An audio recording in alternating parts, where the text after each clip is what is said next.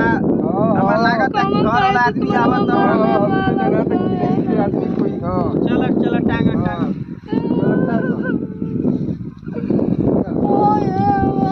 तोहारे आज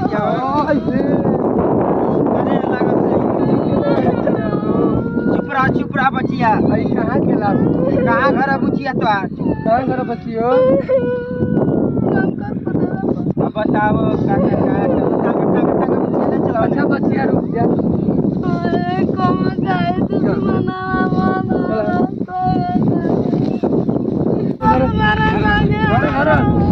चुप रहा जा बचियो रुक